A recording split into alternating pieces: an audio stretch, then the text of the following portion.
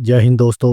तो जिस तरह से इसराइल ने कतर की राजधानी दोहा के ऊपर बमबारी की, जिसमें कि इसराइल ने हमास की लीडरशिप को अपना निशाना बनाया, जिसके बाद से कतर पूरी तरह से भड़का हुआ है और लगातार इसराइल को इसका अंजाम भुगतने की धमकियां दे रहा है।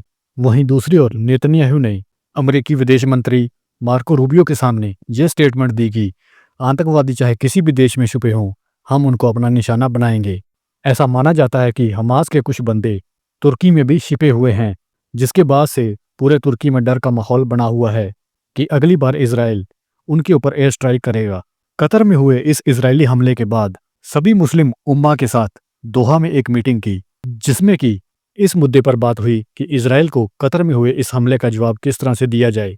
कुल मिला के कतर इस मीटिंग में वही अपना पुराना विक्टिम कार्ड, हाय मर गए हाय मार दिया, हमने तो किया ही क्या था, सिर्फ 2-4 हमास के बंदों को शरण ही तो दे रखी थी, वही वाला कार्ड प्ले करने की कोशिश की।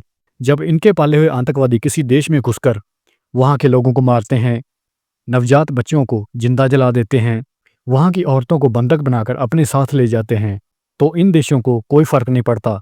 और जब इसके रिटेलिएशन में इसराइल इनके ऊपर कार्रवाई करता है तो ये यही विक्टिम कार्ड प्ले करना शुरू कर देते हैं। मतलब ये पूरी दुनिया में उत्पात मचाते फिरें और कोई इनको कुछ भी ना कहे। तो यहाँ पर नेतन्याहू की इस स्टेटमेंट के बाद तुर्की पूरी तरह से घबराया हुआ है कि किसी भी वक्त इसराइल अपने F-35 प्लेन लेकर तुर्की में घुस सकता है।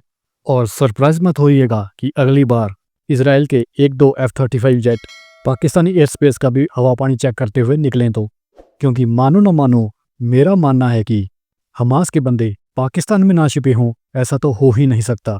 जो देश ओसामा बिन लादेन जैसे अमेरिका के मोस्ट वांटेड टेररिस्ट को अपने जहां छिपा सकता है, तो उसके लिए हमास को छिपाना कौन सी बड़ी बात है।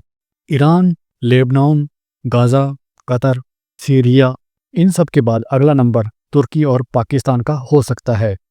कतरी अमीर ने जिस तरह से दोहा में अरब लीडर्स की मीटिंग बुलाई है कि इसराइल के खिलाफ कोई कार्रवाई की जाए, मुझे नहीं लगता कि ये इसराइल के ऊपर कोई स्ट्राइक कर पाएंगे, क्योंकि यहाँ पर अरब के सभी वेपन्स अमेरिकी वेपन हैं और अमेरिका पूरी तरह से इसराइल को सपोर्ट करता है। तो क्या अमेरिका इन अरब देशों को ये इजाज़त देगा कि वो उनके हथियारों का इस्तेमाल इसराइल के खिलाफ करें? दूसरी ओर अगर ये अरब देश इसराइल के ऊपर हमला करते हैं तो इसराइल का रिटेलिएशन झेलने के लिए क्या ये अरब देश तैयार हैं? ज़्यादा से ज़्यादा ये हो सकता है कि जो अरब देश इसराइल के साथ अपने संबंध अच्छे बना रहे हैं वो फिलहाल के लिए इसके ऊपर रोक लगा देंगे। और इनमें से कई देश तो ऐसे हैं जो कि इसराइल की इस कार्रवाई से काफ़ी ज़्यादा खुश हैं। वो तो खुद हमास और दूसरे टेररिस्ट ऑर्गेनाइजेशन से काफ़ी ज़्यादा तंग थे। तो कुल मिला के अब ये अरब देश इसराइल के साथ अपने अच्छे संबंध बनाने पर रोक लगा देंगे और यूएन में जाके पैलेस्टाइन पैलेस्टाइन चिल्लाना शुरू कर देंगे, जिसका कि इसराइल के ऊपर रत्ती भर भी फर्क नहीं पड़ने वाला। हाँ, अगर मौकापरस्त चीन इस मौके का फ़ायदा उठा ले तो कुछ कह नहीं सकते और अरब के इन देशों को अमेरिका के बजाय चीन अपनी तरफ खींचने का प्रयास कर सकता है।